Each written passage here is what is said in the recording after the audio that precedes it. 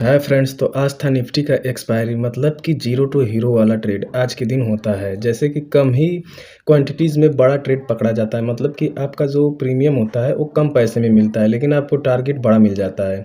तो इसीलिए इसे बोलते हैं जीरो टू हीरो। तो देखिए, इसी का आज चार्ट एनालिसिस करेंगे और देखेंगे कि कहाँ पे ट्रेड बना था बढ़िया।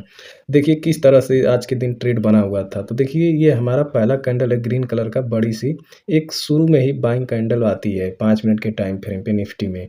और ये देखिए 350 से उठता है और 450, मतलब कि 100 पॉइंट की ये जो कैंडल बनी हुई है। अब 100 पॉइंट की कैंडल बनी है तो मार्केट को यहाँ पे क्या करना चाहिए था कि पहले इसे 400 के लेवल पे आना चाहिए था, इस लेवल तक, क्योंकि सबका एसएल यहीं पे रहा होगा।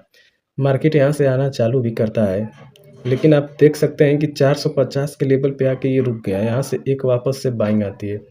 अब जब वापस से बाइंग आई तो अब ये जो रेड कैंडल है इसको लोग सोचेंगे कि ये अब यहाँ से नीचे जाएगा, लेकिन ऐसा नहीं है। पहले आप क्लोजिंग का वेट करिए, क्योंकि ये एक रेजिस्टेंस एरिया पे है। अब ये सपोर्ट बन चुका है क्योंकि मार्केट इसे पार कर चुका है। अब इसका रेजिस्टेंस ये 500 का था। तो हुआ क्या है कि ये जैसे ही सपोर्ट पे आता है फिर से एक बाइंग कैंडल यहाँ पे बन जाती है। अब इन दोनों रेड कैंडलों का आप जो डाउन साइड का लेवल देखेंगे वो टॉप लेवल पे है। अब यहीं पे आपको टारगेट लेना था और यहीं एसएल रखना था। और देखिए यहाँ से मार्केट अप मूव दे दिया।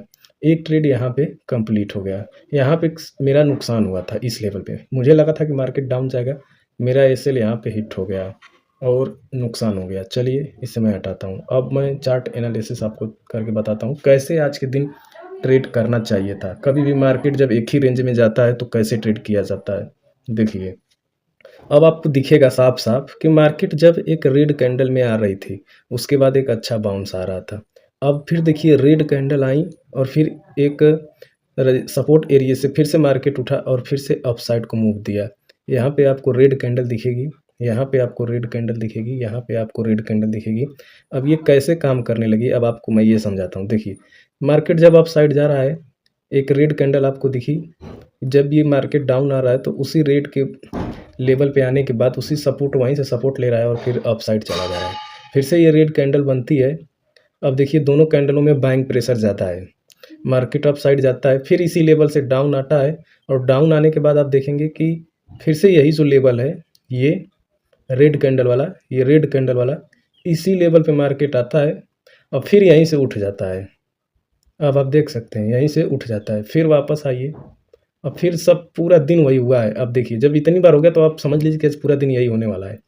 फिर से मार्केट इसी लेवल से उठता है, देखिए उठता है, फिर से डाउन साइड आता है। अब आपको रेड यहीं पे दिख रहा है, ये देखिए यहीं से मार्केट बाउंस वापस जाता है, फिर से रेड कैंडलों के साथ आता है, लेकिन इसी लेवल से बाउंस, फिर से वापस ग्रीन कैंडल बनती है और फिर देखिए उसी लेवल से बार बार डाउन साइड आ रहा है, धीरे धीरे थोड़ा थोड़ा अप मूव दे रहा है। फिर से वापस से रेड रेड कैंडलों के साथ आता है। अब देखिए ये इसी लेवल पे बार बार बाइंग आ रही है, फिर यहीं से बाइंग आ जाती है, वापस से रेड, फिर यहीं से बाइंग, वापस से रेड, फिर यहीं इसी लेवल से बाइंग।